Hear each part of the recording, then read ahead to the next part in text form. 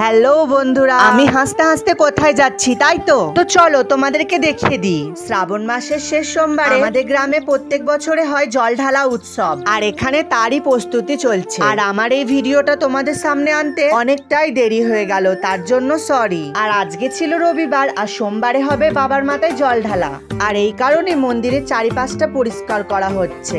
আর আমাদের এই মন্দিরটা রয়েছে আমাদের পাড়া থেকে বেরিয়ে একটু মাঠের ধারে, তাই এখানে মানুষ খুব কম বেশি আসা যাওয়া করে, আর সেই কারণে মন্দিরের চারিপাশটা খুব তাড়াতাড়ি জঙ্গল হয়ে যায়। আর আমরা সবাই মিলে আজকে ওগুলোই পরিষ্কার করব। আরো যে সমস্ত কাজগুলো আছে সেগুলো সবাই একসাথেই করব। আর তোমরা তো দেখতেই পাচ্ছ চারিদিকটা কেমন জঙ্গল হয়ে গেছে, আর এগুলো পরিষ্কার না করলে মানুষ আসবে কি করে, তাই সবাই লেগে পড়েছি পরিষ্কার করতে। আমাদের সাথে সাথে এখানে আমাদের দাদারাও কাজ করছে, আর সবাই মিলে একসাথে কাজ করার মজাটাই আলাদা। আমার তো ভীষণ ভালো লাগছে। আমরা তো শুধু এখানে কাজই করছি, কিন্তু এই এত বড় পুজোর হেডেকটা শুধুমাত্র এই দাদাদের মাথার উপর। আমাদের থেকে বেশি পরিশ্রম ওরাই করছে। আমি বাবা পঞ্চনাথকে বলবো তুমি ওদেরকে সব সময় ভালো রেখো। আর হ্যাঁ, তোমরা কিন্তু আমাকে কমেন্টে অবশ্যই জানাবে তোমাদের কার কার গ্রামে জল ঢালা হয়। আর এইদিকে জঙ্গল পরিষ্কার করতে করতে একটা জিনিস বেরোচ্ছে, কি বলো তো? চলো তোমাদেরকে দেখাই।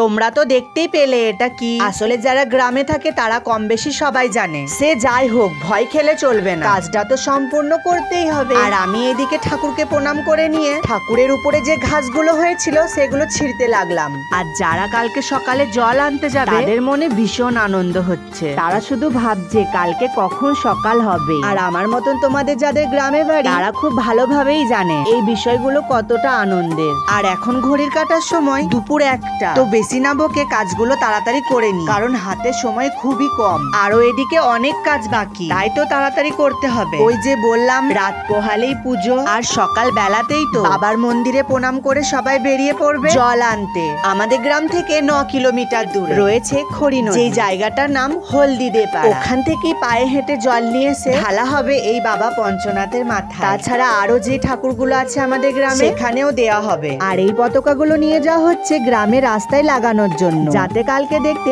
খুব সুন্দর লাগে। আর এইদিকে আমাকে আর সূর্য ভাইকে দাদারা বলল ওরা যে পতাকাগুলো নিয়ে গেছে ঠিক আছে, আর বাদ বাকি যেই পতাকাগুলো আছে আমাদেরকে মন্দিরে লাগিয়ে দিতে বলে। আর আমি বললাম ঠিক আছে তাই হবে। আমি আর সূর্য ভাই পতাকা লাগাচ্ছি, আর আমাদেরকে দেবরা সাহায্য করছে। আর এরকম করেই আমাদের কাজ এগোতে থাকে। আর আমার এই ভিডিওর পরে তোমাদেরকে জল ঢালার ভিডিও অবশ্যই দেখাবো, তোমরা কিন্তু দেখতে ভুলবে না। তোমরা হয়তো জানো না, আমাদের একটা লাইক একটা কমেন্ট আমাকে ভিডিও করতে আরো অনেক উৎসাহ দেয়। হ্যাঁ গো বন্ধুরা, আমার এই কথাটা সত্যি। তো যাই হোক, তোমরা সবাই ভালো থাকবে। আমরা এখন কাজ করতে থাকি, দেখা হবে আবার জল ঢালার ভিডিও নিয়ে। আর আমি এই ভিডিওটা এখানেই শেষ করলাম, তো আপাতত টাটা।